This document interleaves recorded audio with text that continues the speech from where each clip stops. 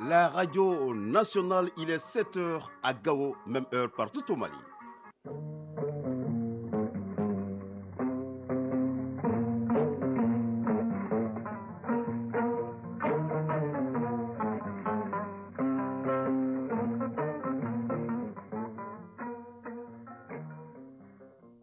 Le journal Aguibou Koulibaly. Les titres.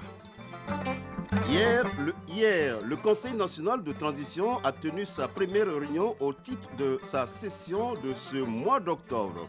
Elle a eu lieu en présence du président du Conseil national de transition de la Guinée et de sa délégation. On en saura plus avec Al-Hussein Touré en début de journal.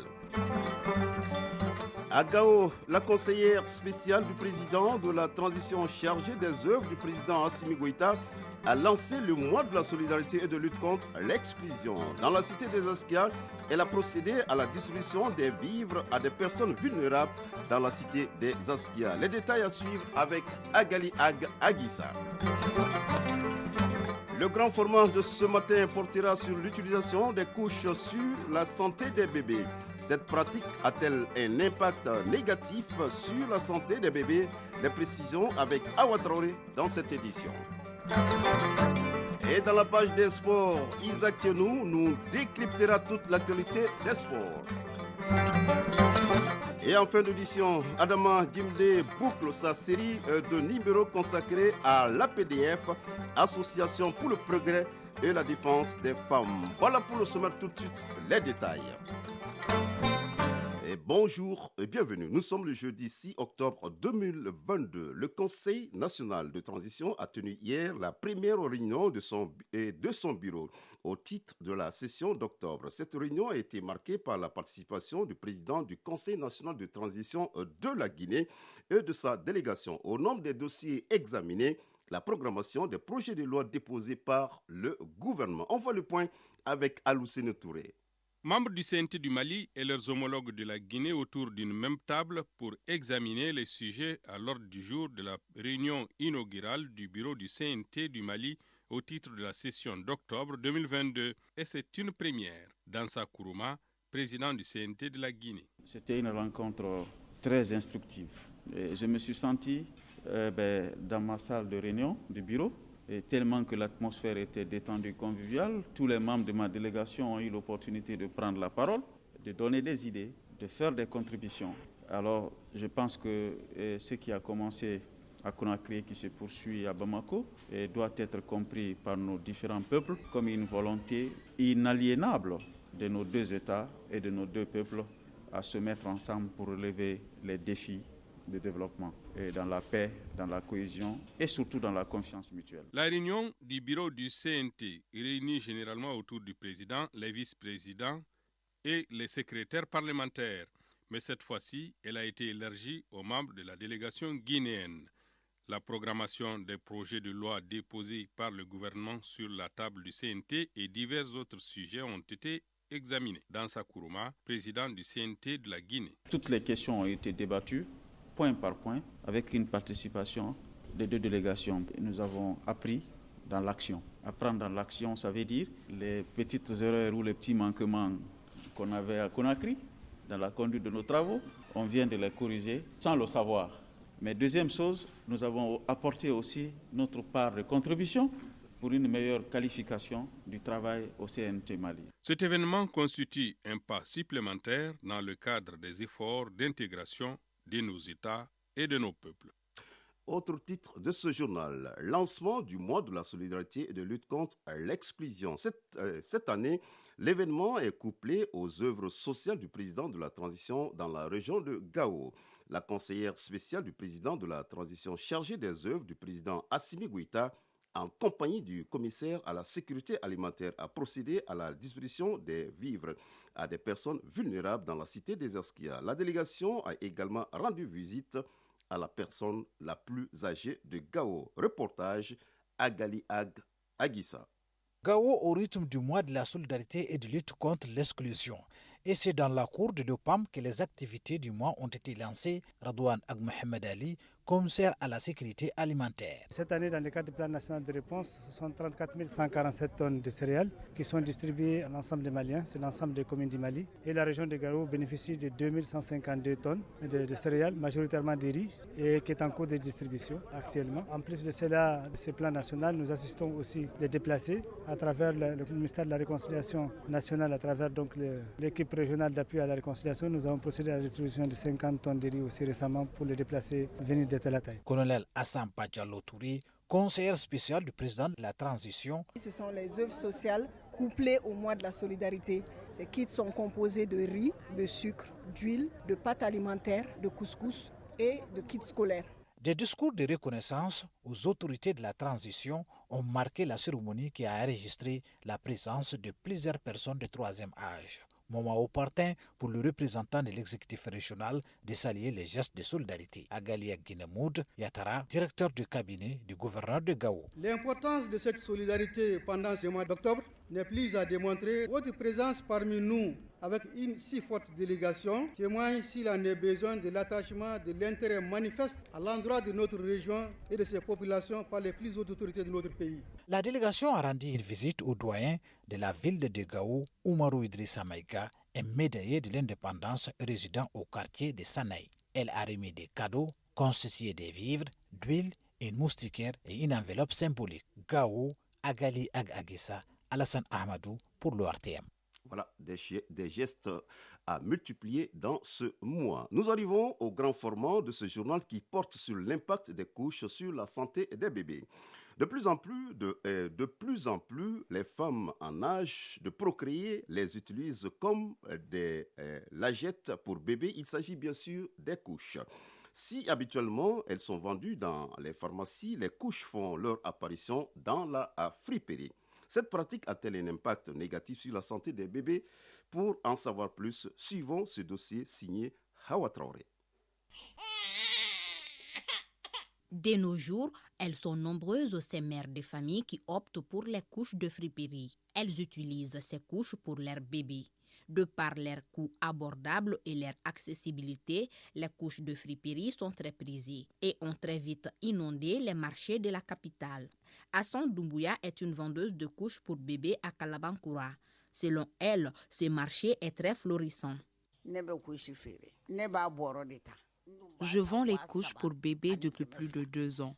J'achetais le gros sac à 16 000 francs CFA pour le revendre. Maintenant, je le prends à 17 000 francs CFA. Il y a eu une augmentation du prix. Je fais un tirage en fonction des tailles. Ensuite, je mets 5 tailles par taille dans un sachet. Je vends le sachet à 500 francs CFA et l'unité à 100 francs CFA. Parmi les couches de friperie, il y en a des meilleures qualités et de mauvaises qualités. Cette autre vendeuse, souhaitant garder l'anonymat, nous le confirme également. Avant, je vendais les couches à 75 francs CFA. Mais maintenant, je le vends à 100 francs CFA l'unité, car le gros sac de 100 kg a connu une augmentation et j'achète le sac de 25 kg actuellement. Ainsi, la quantité que je vends a diminué et mes bénéfices ont chuté en conséquence. Selon cette utilisatrice, les couches sont plus pratiques, surtout en cette période de fraîcheur. Toutefois, elle reconnaît que les prix des couches ont légèrement augmenté ces temps-ci. Ami Togola, mère des familles. J'achetais les couches de friperie à 50 francs CFA, voire 75 francs CFA l'unité. Maintenant, c'est un peu cher. On l'achète à 100 francs CFA. Je n'utilise les couches que si mon bébé a la diarrhée ou quand il fait frais. J'ai entendu dire que l'utilisation abusive des couches pourrait provoquer des infections chez l'enfant. Si beaucoup de femmes en raffolent quotidiennement, d'autres par contre ont des réserves quant à la qualité des couches de friperie et préfèrent s'en tenir à celles vendues dans les pharmacies. Mère de famille anonyme. L'utilisation abusive et incontrôlée de ces couches n'est pas une bonne chose. Moi, je préfère les torchons qu'on utilisait auparavant. Cela n'est pas gênant pour l'enfant.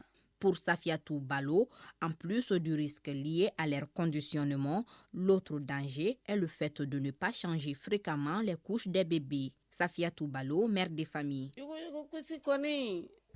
À mon avis, beaucoup de femmes achètent les couches de friperie car c'est moins cher. J'utilise les couches pour mon bébé et je les change fréquemment dès que l'enfant fait ses besoins. Par contre, certaines mères utilisent une seule couche durant toute la journée. Cela pourrait même provoquer des maladies chez l'enfant. Face à cet engouement croissant pour les couches de friperie, quels peuvent être leurs impacts sur la santé des bébés? Samuel Keita, médecin gynécologue. Logiquement, la friperie n'est pas utilisée. Pas seulement les couches, tout ce qui est friperie et que tu dois mettre sur ton corps doit être lavé, doit être traité, désinfecté. Parce que, exemple, supposons qu'il y ait une maladie dermatologique, une maladie de la peau. Ici en France, j'ai porté ma couche, mais j'ai porté ça sur mon enfant. J'ai fini, j'ai nettoyé, ça a l'air propre. Et il dresse ça, on dit, il y a des pauvres qui ont besoin de ça. Toi, en Afrique, tu viens payer, tu portes. Mais tu oublies que les microbes que j'avais sur mon corps qui entraînaient la dermatose sont sur la couche. Toi, tu vas les payer, tu te dis que ça ne se lave pas et tu vas porter directement. Et si tu portes, tu as les mêmes microbes. Donc, quand quelque chose est déjà utilisé, il faut être assuré que c'est désinfecté. C'est-à-dire qu'il n'y a pas de maladie dedans avant d'utiliser. Les couches sont faites à partir de tissus synthétiques. L'inconvénient est que, puisque ce n'est pas naturel, c'est synthétique, donc il y a des gens qui naturellement ne vont pas supporter les synthétiques. Donc, il y a des enfants, quand tu leur mets la couche, ils se grattent toute la journée. Quand la maman oublie d'enlever la couche alors que le bébé a fait ses caca dedans. Donc à la longue, tu vas voir que tous les organes génitaux et les fesses de l'enfant, ça devient rouge. Donc on voit souvent des enfants qui viennent avec des plaies sur les fesses, des plaies sur les organes génitaux. Un bébé est un rayon de soleil, un vrai cadeau du ciel. Un être fragile qui mérite toute l'attention du monde afin de devenir un adulte épanoui. Donc, son bien-être n'a pas de prix. À présent, l'actualité hors du Mali à 7h passées de 12 minutes. Tout d'abord, dans le Faso, le capitaine Ibrahim Traoré devient président du Burkina Faso. Le tombeur du lieutenant-colonel Paul-Henri Sandaogo d'Amiba, vendredi dernier, vient d'être officiellement désigné chef de l'État du Burkina Faso. Dans une édition spéciale de la télévision nationale à 21h, heure locale, la nouvelle force au pouvoir a énoncé le nouvel acte fondamental qui fonde l'exercice de l'État en attendant l'adoption de la prochaine charte de la transition. Le mouvement patriotique pour la sauvegarde et la restauration reste l'organe central de l'État et assure donc la continuité et la gestion des affaires de l'État. Il est toujours composé d'un président, le capitaine Ibrahima Traoré, de 2 vice-présidents, d'un coordonnateur et de 2 commissions. En Guinée, le procès du massacre du stade de Conakry renvoyé au 10 octobre prochain. Le président veut donner du temps au tribunal pour examiner les nombreuses exceptions soulevées par la défense qui contextent toute une partie de la procédure, notamment la détention du capitaine Moussa Dadis Camara, président au moment des faits et accusé pour complicité de meurtre, viol en masse, torture, coups et blessures volontaires et séquestration, entre autres. Au Congo-Brazzaville, la fédération de l'opposition congolaise FOC a dévoilé lors d'une conférence de presse hier une lettre ouverte envoyée au président Denis Sassou Nguesso qui cumule 38 ans au pouvoir. Elle déplore la délicatesse de l'État, la dégradation de la situation socio-économique, des élections arrangées et des arrestations des leaders politiques orchestrés pour conserver le pouvoir. Enfin, une fusée de SpaceX emmène pour la première fois une Russe vers la station spatiale internationale. Cette fusée de l'entreprise américaine SpaceX a décollé hier vers la station spatiale internationale ISS depuis la Floride aux États-Unis avec à son bord la cosmonaute russe Anna Kikina, alors même que les tensions entre Washington et Moscou sont à leur comble depuis le début de la guerre en Ukraine. Il s'agit de la 5e mission régulière vers l'ISS assurée par SpaceX pour le compte de la NASA, mais de la première à transporter une citoyenne russe. L'équipage de Kureil 5 est également composé du japonais Koichi Wakata et des américains Josh Cassada et Nicole Mann. Cette dernière devient la première amérindienne à se rendre dans l'espace. À présent, la page des sports.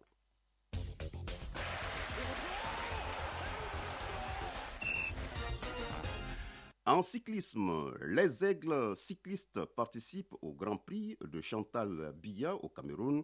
La troisième étape sera courue aujourd'hui. Football, les dernières affiches de la troisième journée de la Ligue des champions d'Europe ont pris fin hier.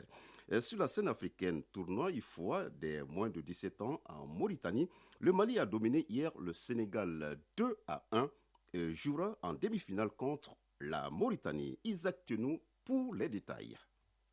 Football, le tournoi IFOA Zone Ouest A des moins de 17 ans en Mauritanie, le Mali a battu hier le Sénégal par le score de 2-1. Cette victoire permet au Mali d'occuper la première place du groupe B devant le Sénégal et le Cap-Vert. En demi-finale, le Mali jouera contre la Mauritanie vendredi à partir de 21h. L'autre demi-finale se jouera un peu plus tôt entre la Sierra Leone et le Sénégal. Cette compétition est qualificative pour la CAN de la catégorie prévue en Algérie en 2023.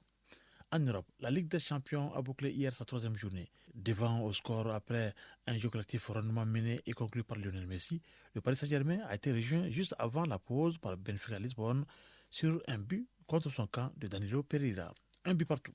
Chelsea a largement dominé l'AC Milan à Stamford Bridge 3-0, obtenant sa première victoire en Ligue des Champions cette saison. Auteur de l'ouverture du score, Wesley Fofana a dû quitter ses partenaires blessés au genou droit. Adrien a marqué 2 fois pour la Juventus. Les Turinois ont obtenu leur premier succès de la saison en Ligue des Champions face au Maccabi Haïfa 3-1. Le RB Leipzig s'est imposé 3-1 contre Celtic Glasgow après 2 défaites initiales dans le groupe F. Lors de cette troisième journée de la Ligue des Champions, Manchester City s'est tranquillement imposé face à Copenhague 5-0.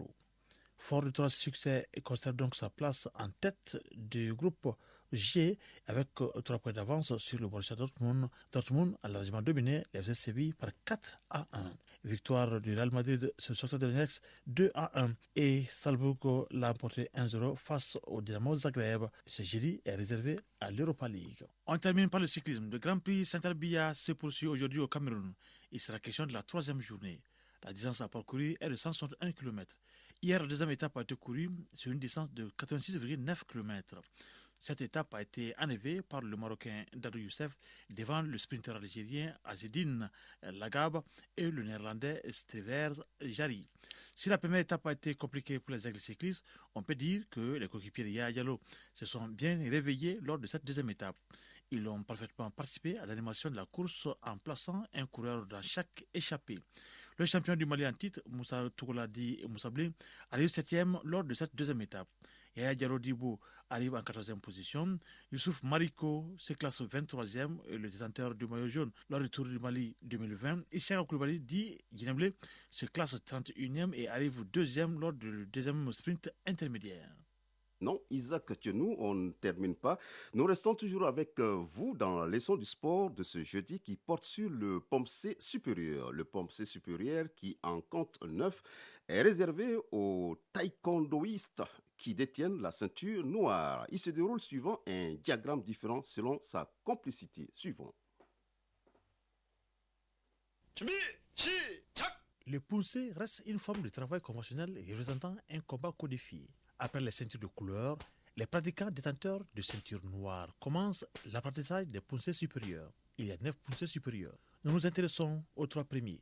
Ils se déroulent suivant un diagramme différent selon sa complexité. Maître Jacob Traoré, ceinture noire, 6e dan, explique. Nous avons le premier pompe-C supérieur qu'on appelle Koryo Pompe-C. Symbolise Sonbai, le grand homme qui possède l'esprit martial et le sens moral qui naît de la culture. La position d'attention est la position Tumilgi qui permet d'atteindre la concentration mentale et le déplacement de la main au centre de l'abdomen, à l'endroit où les signes, c'est-à-dire les divins, et les jiong, l'esprit, convergent. Ce diagramme reproduit les caractères chinois qui signifient Sonbai ou Sonbe, un homme cultivé ou des valeurs à langue coréenne.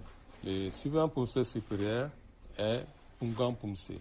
Kunkan signifie la dureté et l'énergie.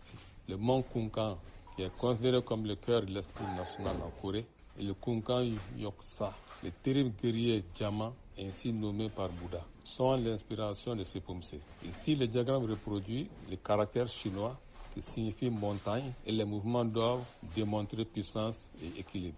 Le troisième porte le nom d'une montagne lumineuse, nous explique Maître Yacouba Traoré. Le suivant Poumsé est le Tebek Poumsé. Tebek signifie montagne lumineuse, le nom d'une montagne d'où régnait Tangun, le fondateur de la Corée. La montagne lumineuse signifie le caractère sacré de l'homme. Ici, le diagramme reproduit le caractère chinois qui représente les liens entre le ciel et la terre, c'est-à-dire la fondation d'une nation des hommes sur la terre selon l'ordre divin. C'est seulement en 2003 que les premières règles d'arbitrage du Poumsé ont été définies. Les premières règles de taekwondo dans le domaine de l'arbitrage Poumsé ont été élaborées en 2003, 30 ans après celles du Kuryogi. Kuryogi qui veut dire combat. Actuellement, des séminaires sont organisés pour former des arbitres internationaux de Poumsé. Les stages de recyclage s'organisent également pour la mise à niveau des arbitres internationaux. Et chaque rencontre représente des entrées d'argent pour l'instance dirigeante et le regroupement des pratiquants autour de ce sport de combat qu'est le taekwondo. Les Poumsé constituent un exercice autant physique que mental. Chronique judiciaire. Suite et fin de notre série de numéros consacrés à l'APDF, Association pour le progrès et la défense des femmes. Elle est l'espoir des femmes victimes de violences, car elle engage des avocats pour défendre celles-ci devant les tribunaux. Mais préalable, les payantes doivent-elles même introduire leurs requêtes? Élément de réponse dans la chronique judiciaire, une réalisation d'Adama Djimde. Sont régulièrement victimes de violences. Pour se défendre, certaines d'entre elles font recours à l'APDF, Association pour le progrès et la défense des femmes. Cette structure milite pour la défense des droits des femmes. Sa saisine se fait officiellement. Jawara Bintou Koulibaly, présidente nationale de l'APDF. Les dossiers que nous recevons, généralement, c'est selon le désir de la victime. Quand les personnes viennent nous voir, généralement, on demande comment elles veulent que leur dossier soit traité, que ce soit un homme ou bien une femme. C'est à elles de nous diriger dans ce que nous devons faire. Parce que nous sommes tenus par les principes directeurs des VBG. Il y a la confidentialité, il y a le choix de la bénéficiaire, il y a en tout cas beaucoup de choses que nous devons respecter. Donc quand une personne vient, on demande à la personne de nous adresser d'abord une correspondance pour demande d'assistance. Dans la correspondance, tu nous dis qu'est-ce que tu attends de nous. Si c'est un couple, il y a généralement les femmes qui viennent nous voir qui disent « Bon, moi je n'aime pas le divorce, aidez-moi à sensibiliser mon mari pour qu'on puisse s'entendre. » Donc nous faisons la médiation. On invite le mari et la femme. Quand on les invite, on donne la parole à la femme et elle dit pourquoi elle nous a saisis. Donc ensuite on donne la parole au monsieur qui dit aussi ce qu'il reproche à sa femme. Parce que nous avons constaté aussi que dans les couples africains, il n'y a pas de dialogue entre les couples. C'est un grand problème. Parce qu'à force d'encaisser un jour, ça devient un grand conflit. Par contre, il y a d'autres qui viennent, les femmes, qui disent « moi je veux le divorce ». Et généralement, nous, au premier venu, on n'accepte pas parce qu'elle est sous le coup de la colère. Nous disons toutes, si elle dit qu'elle veut divorcer, nous la demandons d'aller réfléchir une semaine et de revenir. Souvent, il y en a qui changent de décision. Il arrive souvent que la médiation n'aboutisse pas. En ce moment, le tribunal est saisi pour mettre la femme dans ses droits. Au cas où on n'arrive pas à résoudre le problème, généralement, on demande à la femme elle-même d'aller engager sa procédure au niveau du tribunal. Parce que nous n'engageons pas de demande de divorce au nom d'une femme. Ça, on ne le fait pas.